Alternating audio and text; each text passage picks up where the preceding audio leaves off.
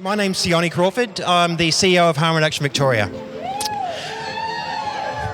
Harm Reduction Victoria is the organisation that represents people who use drugs in Victoria. We advocate for our community and we provide services as well. Today is International Overdose Awareness Day, and I want to thank you all for coming down. We're going to have a few speakers today. I'm going to be the MC and I'm going to do a few words later as well. To kick off with, I'm going to ask Robbie to come up and start our business. Thanks, Robbie. Good on you, brother. Yeah, thanks for the invitation to come here today. It's a very important issue. The control of our lives. Average people know how important that is. This has got an ancient history, this land. I acknowledge their ancestors. They've been here since the beginning. And we have a great understanding of everything around us, including all the drugs that are in the land. So we say to ourselves, land is the only medicine for our people. All right? Growing up as a young Aboriginal person, by the time you're 12 years old, you would have known the use of just about every drug in your vicinity. How to use them yourself, not institutions. We've got control over these things and roll them out to you.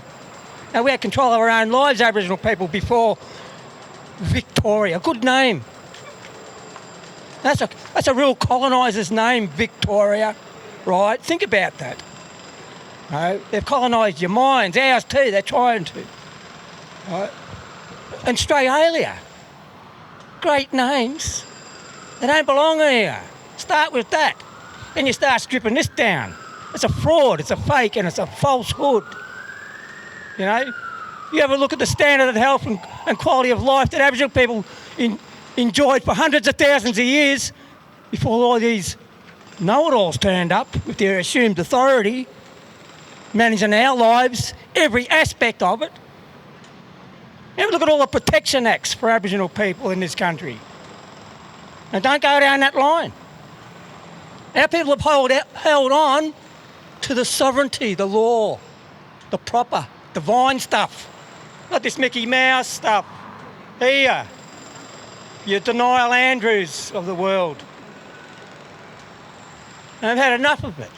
They can't heal you. You've got to heal yourself. Now, I grew up in a community in Fitzroy. Despite the government's duty of care, fiduciary obligation to Aboriginal people who took our land because they promised us some sort of civilisation and Christianity, where is it? We've got nothing. And they manage our affairs. And despite that, we set up our own health services, free dental, free legal, free education. We did that back in the 70s. Our self-determination, our initiation, not them. It was us, the people, living in the ghettos basically, with nothing. And we started to take control of our own lives, but I grew up about 20 years of that, self-determination, community control, and the principles of sovereignty. We haven't let that go. That's the gift we're given to you all. The law of the land is something not what you think it is. All right? They're fools. They're demonic. They're evil. They're incapable. They're incompetent. Oh, they could deal with things like war crimes trials and things like that, right? They haven't got the capacity. That's why it's a big mess. And what's this about? A treaty 250 years down the track. You know, it was Cook on the 90-mile beach here, Crowatungalang. I learned this history. And the truth is what will set us free. And we'll show you some drugs. There's some things we won't tell you about. You know? You can go and even see the Creator and come back with some of the stuff that we got. Shows you really who you are. But you don't abuse them. That's the thing. You can use them, but not abuse people. And this is what this system does to our people. And we need to step up. You know, we got just cause. We got just cause. The original people got just cause. We never ceded our sovereignty. And this is still a debate.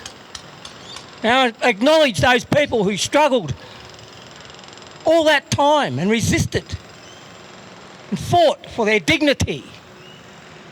You know, white man's not so good on law, medicine or science, as it turns out. Right? Come on. We can make the change. Doesn't take much. Doesn't take much at all. You know, one person can change the world. You know, together you can do so much. You don't need people managing your affairs like this. Multinationals run this place. This is just Corporation Australia and all their racist institutions. Now, where's the education here? You know, we had access to our land. We would have been here forever in a sustainable way. We proved that. Anyway, I'd just like to thank those ancestors for creating this space for us today, for us to say what we need to say and liberate ourselves. There's just one thing I want to add. You know, this talk about celebrating a date or a date to celebrate. You know, every other Commonwealth country in the world, they celebrate the day they removed the British Crown. That's their day of liberation and freedom, folks. Come on, let's get with the program. It's getting late in the day. Thank you, Robbie. I think it's really important to recognise how deep the hurt and pain and anger goes. And I think that people from communities like people who use drugs as well have felt like for a very long time our health has come second to putting us in prison. And I think that today is a way to talk about that, because around 500 people died from illicit drug overdoses last year. Although that's a tiny drop, it's still too many. And the next speaker today is Cherie Short. So some of you may know Cherie. For Cherie today, International Overdose Awareness Day is very personal, and I'll let her talk about why. Welcome, Cherie. It's so good to have you here. International Overdose Awareness Day is a very emotional time for us. Addiction has considerably impacted our family, with our lives being changed forever. We tragically lost our beautiful son, Aaron. It was an accidental overdose, and he will forever remain 26 years young. Only 6 days after Aaron passed, our family became the face of International Overdose Awareness Day in the media. So strange, as for nearly a decade before this, we hid behind the fear and the guilt of stigma of addiction and the dark shame of believing our parenting had failed our beautiful son. Parents already experience a high level of guilt, remorse and self-blame when they desperately deal with their child's addiction. And Aaron wasn't without the best loving intentions and protective factors in place, but we were not immune. And addiction found its way to our door. Addiction didn't care that our sole purpose as parents was for our child to lead a meaningful and peaceful life. Addiction didn't discriminate. It still feels foreign to stand here today and tell you a story that we once kept a secret, as there are times that we still feel the burden of stigma around an overdose death.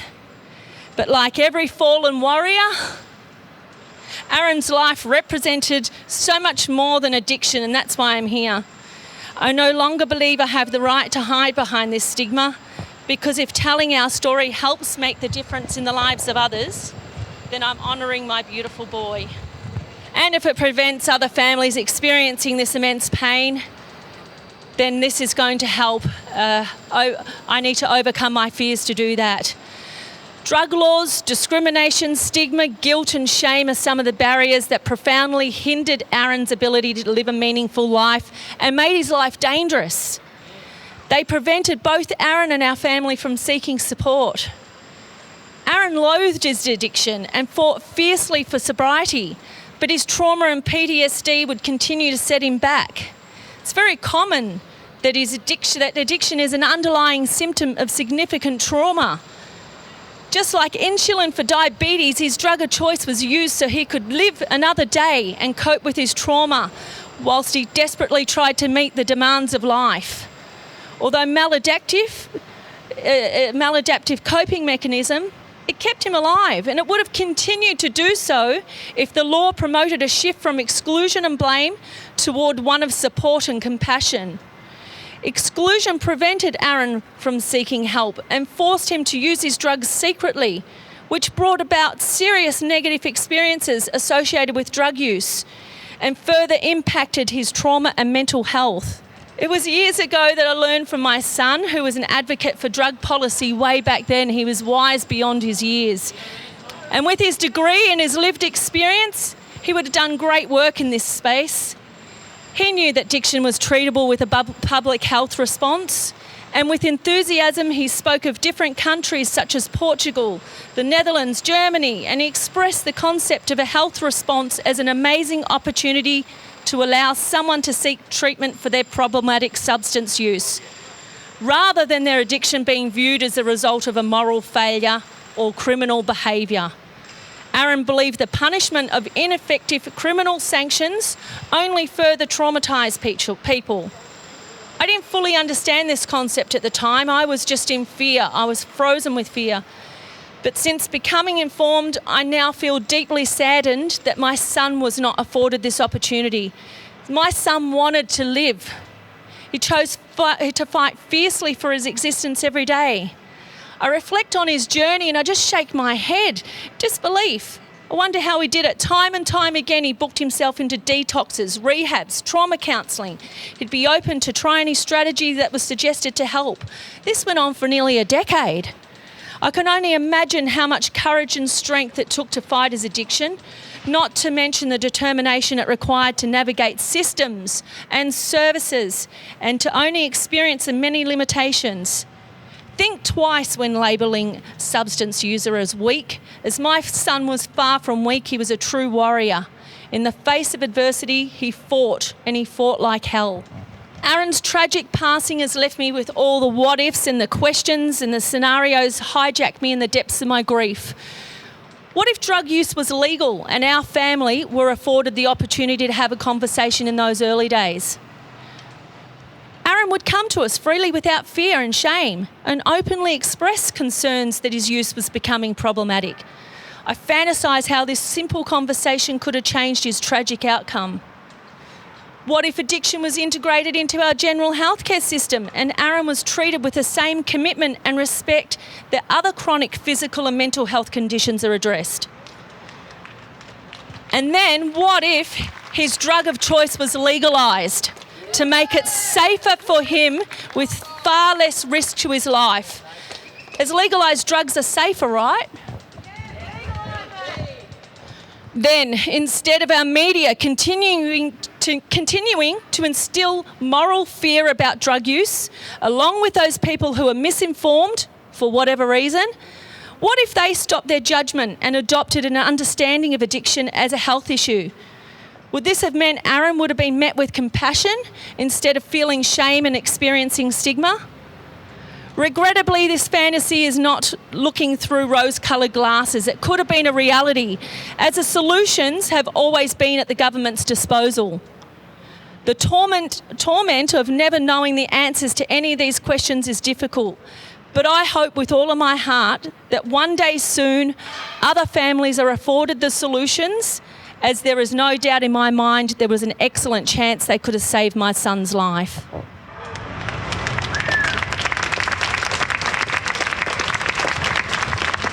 I'm yet to learn the current overdose numbers and statistics. And if this was the road toll representation of this instalment of shoes, then this would be covered in shoes. However, the overdose pandemic has taken more Australian lives than the road toll since 2014.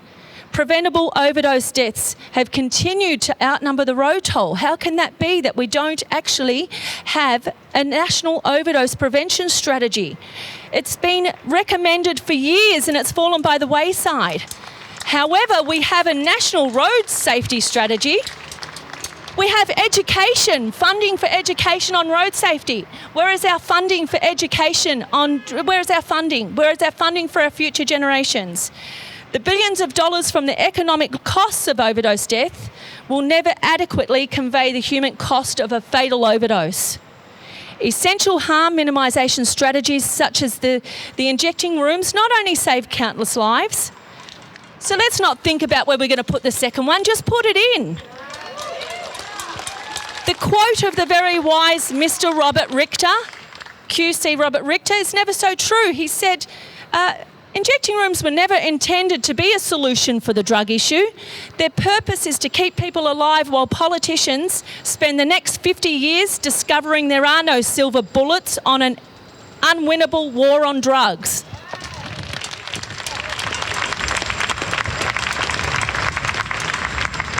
For many decades before my son, the war on drugs has proven not to work. And without urgent law reform, systemic change and a humane approach, it will be long after my time that the situation will continue to remain dismal. And that would be a tragedy.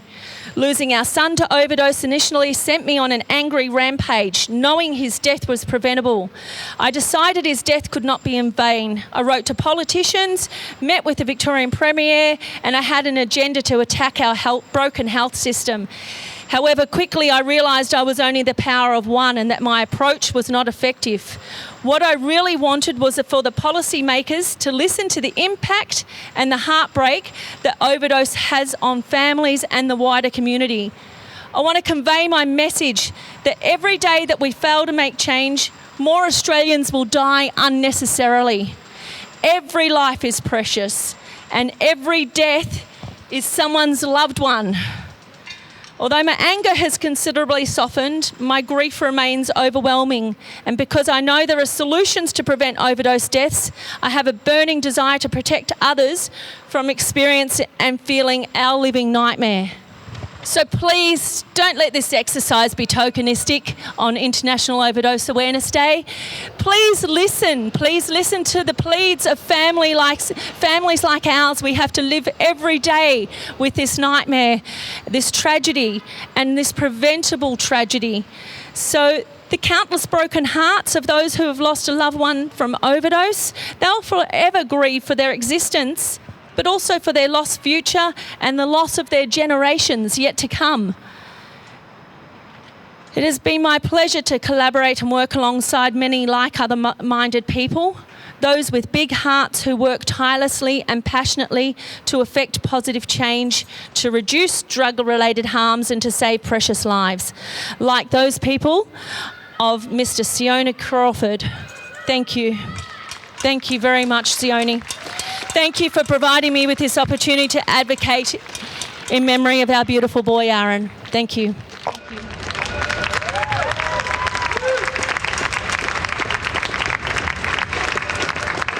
Thank you, Cherie. Thanks so much. I want to thank you for your advocacy tirelessly over the years. It was really moving. I know that, from a personal experience, as being someone who uses drugs and being someone who's worked in these peer-based organisations for decades now, we get kind of wheeled out quite often, we get asked to provide input and consultation, which is fantastic, on various things, whether it's government or whether it's other organisations, seeking our input. And that, to be fair, has increased over the years. But when you're talking about an issue like this, it's unavoidably personal, and it's really difficult to know the right tone to take with it. We often take a remorseful tone of, remembering our loved ones who have died. And this year we've decided to be a little bit more angry, a little bit more impatient, and talk about the things that haven't been done. Because as much as, we know that it can take some time to make change, it feels like it's taking way too long, and every year hundreds of people in Victoria alone are dying. Drug decriminalisation won't necessarily fix that overnight, but as Cherie said, what it does is it signals to the community that we are not disposable, that it's okay to talk about drug use issues. Not everyone has a drug use issue that needs to be a problem. However, if you interact with the justice system, it immediately becomes a problem no matter what. Most arrests in Australia are for cannabis. And most Australians would think that cannabis is the last drug that people should be arrested for. Our perspective and our policy is that all drugs should be decriminalised. And not only that, we should be looking at how to regulate a market in some way that doesn't cause more harm than the current drug laws. I want to thank Robbie today. Robbie talks a lot about genocide, and I think when you're talking about the Aboriginal community of Australia, that's the right word to use. I also want to ask, though, for everyone here who has lost someone from an overdose, could you put your hand up? I mean, you know, that's why we're here probably, right? But as Sam just said, we don't have enough hands. I genuinely stopped counting my friends that have died from an overdose at about 12. My best friend Chris Jelly died on my birthday, which was last week. And for the 10 years since then, you know, my birthday's been pretty shit. And I know that that's the case for so many people whose loved ones have passed from an overdose. The overdose crisis is real, and our drug laws are clearly not stopping it. So we need to really think about how we move forwards on this issue. As we've said, more people die from an accidental drug overdose in Victoria each year than the road toll. And Aboriginal rates of overdose are 3 times higher than non-Indigenous Australians. And the gap is widening like so many other issues. As Victoria's drug user organisation, these are our friends in our community. And I know that clearly from the hands that have been put up, it's the case for all of us here today. I do want to acknowledge, thank you for coming down, Martin and Fiona. And there are some politicians who have tried to make some changes. In Victoria now we have naloxone, and soon needle and syringe programs will be able to give out naloxone to everyone, as will peer workers, which is fantastic. Fiona Patton tabled a decriminalisation bill earlier this year that focused on diversion, which is really important. But we're asking for more wholesale change than that. I can't speak too much about it yet, but as being part of the process that looked at those rules, looked at the laws here in Victoria, I was a little bit disappointed about, you know, what we were aiming towards. The coroner's report came out yesterday and showed that overdose deaths are 3 times the road toll, as I've said about 3 times now. We've reduced the deaths slightly, but so much more is needed. It's needed now, and from our perspective, the change we need is full decriminalisation so that we can come in behind with health, harm reduction and other responses for people who are affected by drug use and drug dependence. To be really honest with you, we need to take the police out of our lives. We need to take prisons out of our lives. And we just need to take the justice system out of our life, full stop. It's pretty astounding when Magistrate Tony Parsons has got a more radical perspective on drug decriminalisation than the drug user organisation in Victoria. But I think it's because he sees things every day, and sees every day the waste of humanity that our drug laws are. Until we get to full decriminalisation, which we may or may not see in our lifetime, we've got a few suggestions. We think that drug seizures should be used for heroin programs. We think that no one should go to jail for weed or heroin or meth possession. And we need to recognise that most street-level drug dealers are drug users as well, and are doing it because of a black market and not because they're trying to ruin everyone else's lives. Frankly, I think the drug dealers should become health referral points, harm reduction points. And they already are harm reduction points, as are the peers in the community that exist already. If someone doesn't need treatment as well, we should just be left alone.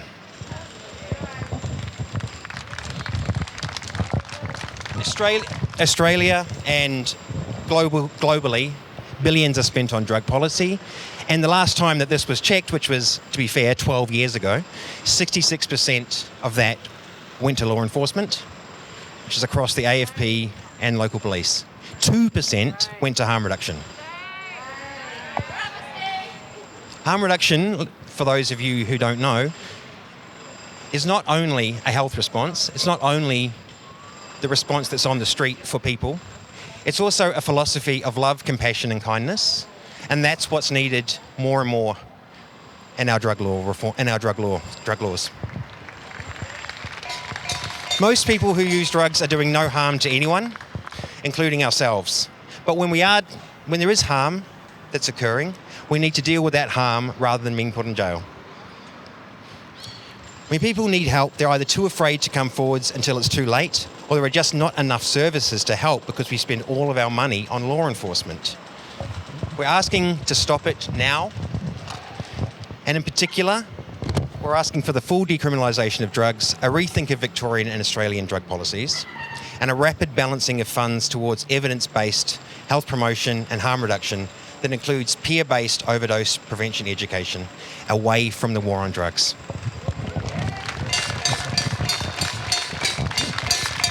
Thank you. Thank you all for coming today. I've got another speaker. So Meg Fitzgerald will be known to a number of you. Meg is kind of like your ultimate lawyer for us, for our community. Hi. Is that loud enough? Yep. Okay, I'm nervous as well, but I'm Meg Fitzgerald, and I'm a lawyer at the Fitzroy Legal Service, where I've been working for the last 15 years, and I'm also a proud survivor of the war on drugs. And to all the other survivors here, I salute you. I want to acknowledge Uncle Robbie, who's a proud warrior and leader in the local area and across the state for a lot of the people that we work with. And I also want to acknowledge the traditional owners of the land on which we stand, the Wurundjeri people of the Kulin Nations. I'm so nervous, I'm sorry. I acknowledge also the particular harms of the war on drugs on First Nations people in this country and across the globe as a result of targeting, scapegoating, and the deeply embedded social investment the colonial state has on an ongoing basis in the carceral system. Fitzroy Legal Service has been a proud proponent of harm reduction for the last 20 years, and we have served thousands of clients in Collingwood, Fitzroy, Richmond, the CBD, Carlton areas, as well as the Northern Corridor out to Res and Preston. I want to just say right now that when I talk about the work stuff, I'm talking about criminalised community, and I want to acknowledge that not all people who use drugs are caught up in the criminalised community, but I do want to speak about that community because they're often ignored and they're the people that we work with.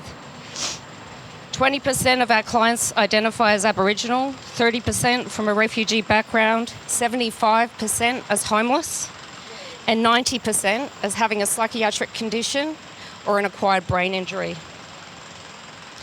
In addition, I can say that many, if not most, of our clients within the Drug Outreach Lawyer Program have severely compromised health generally. The goal of our work is to improve the lives of drug users.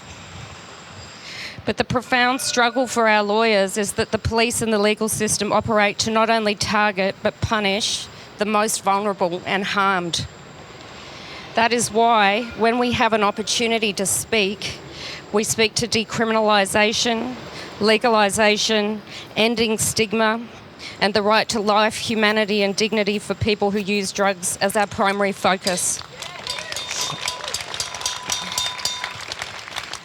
As Cherie has mentioned, we know that more people die from overdose than the annual road toll, yet we regularly see clients at Fitzroy Legal Service who have been searched and arrested for possession when seeking to attend the medically supervised injecting room in Richmond, an institution whose foundational purpose is to promote safe using and to reduce the death toll.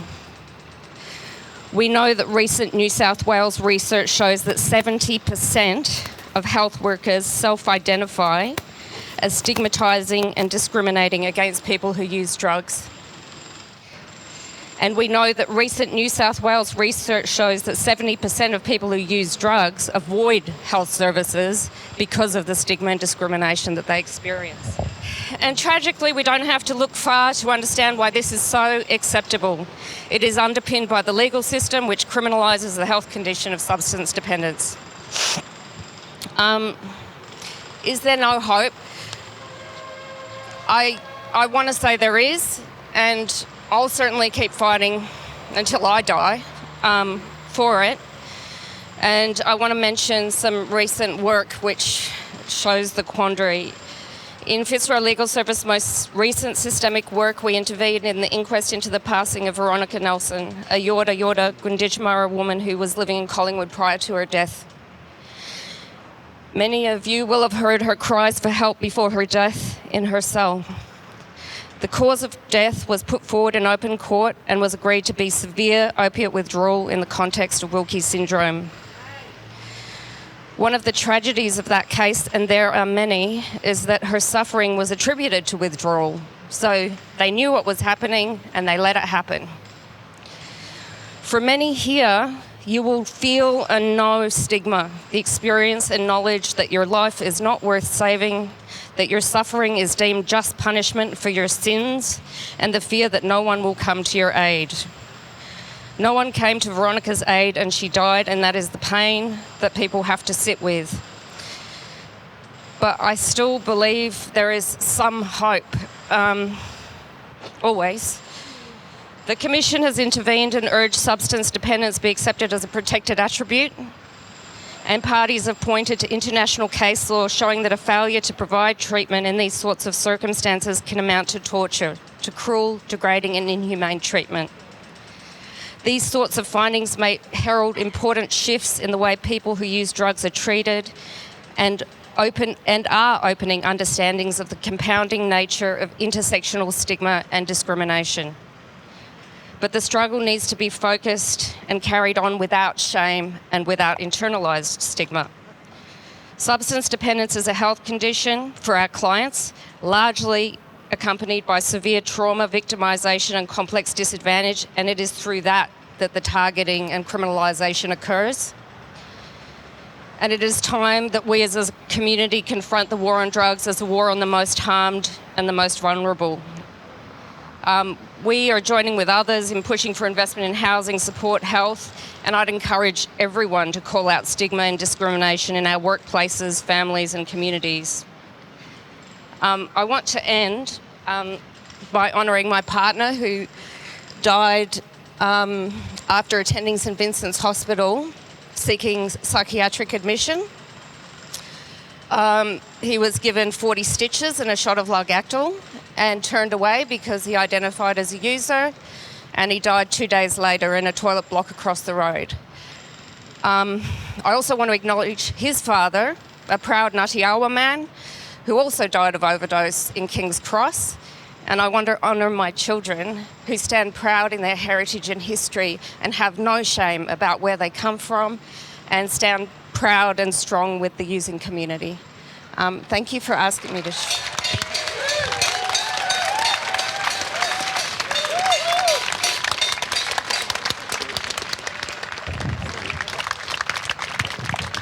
Thank you, Meg. That's fantastic. That's why we asked you, even if you're nervous. You're amazing. So now we're honoured to have a performance, to have a little break. I'd like to introduce Bo, who's going to say a couple of words before they perform. Thank you everyone for coming down and showing your support for those who have died of overdose or those who have been victims of overdose. And just to talk around the nuances around overdosing. Just want to acknowledge that today we gather here on stolen land, and it's important that we acknowledge the true custodians of this land. This land has been cared for tens of thousands of years before the first colonisers unrightfully took the land from its true custodians. First Nations people are still here, have always been here, and will continue to be here despite colonisation, and I give my respect to these custodians and the fight that they continue to uphold. My name is Bodhi. I'm a local filmmaker, sponsored roller skater and performer. I have a short speech for you and a performance to give shortly after. When I was 13, my sister and I got a knock on the door from a police officer to tell us that our father had taken his own life intentionally by overdosing on heroin. This was not the first time he had overdosed, but it was the last. My dad was kicked out of home and made homeless at the age of 13. He sought refuge with his friends who were also addicted to heroin. He survived his teen years by selling heroin whilst also partaking in it himself.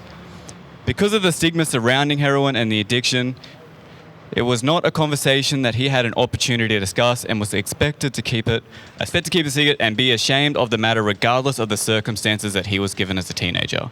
Despite the history and upbringing that my father was given, I believe that he tried his best to give me a better opportunity, and I am a result of that opportunity that he had given us. So now I'm going to give a performance to show one of the many beautiful things that my father helped bring into this world.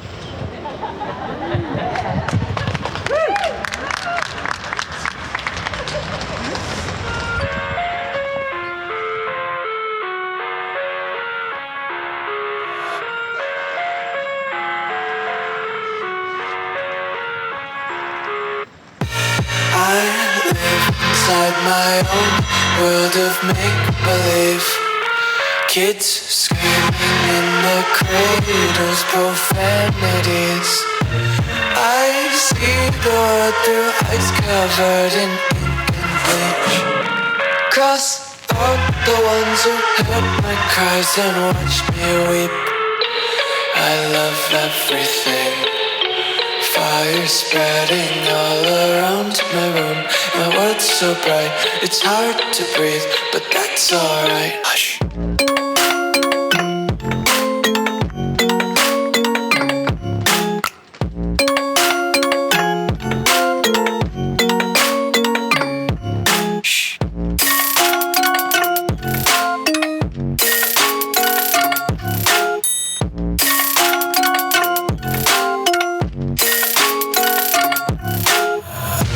Take my eyes open to force reality. Why can't you just let me eat my weight in glee? I live inside my own world of make-believe, kids screaming in their cradles, profanities. Some days I feel skinnier than all the other days. Sometimes I can't tell if my body belongs to me. I love everything. Fire spreading all around my room. My world's so bright, it's hard to breathe, but that's alright. Hush.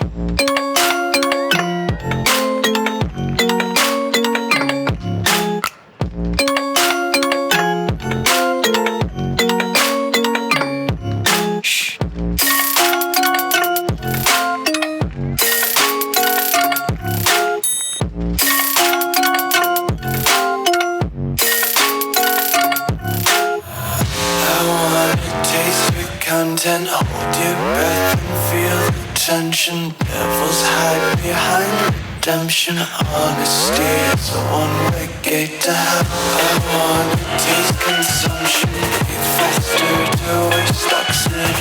Hear the children sing aloud. It's music till the wick burns out.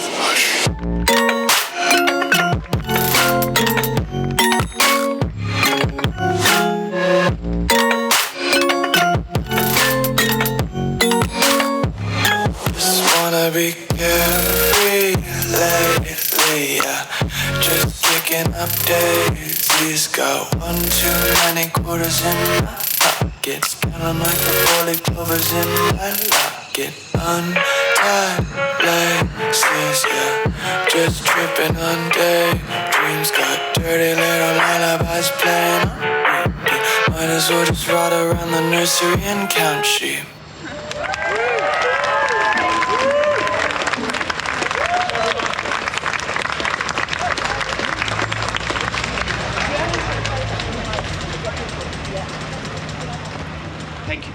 Thank you so much. So look, I want to thank everyone for coming along. We haven't quite finished up yet, but I suppose that's the end of the formal talks. But there'll be an opportunity for others to have a say in a moment. But first of all, we sort of want to do a quick photo op, and if people want to be involved in that, they're more than welcome. If we've got enough people to do our placards, but we're going to take some photos.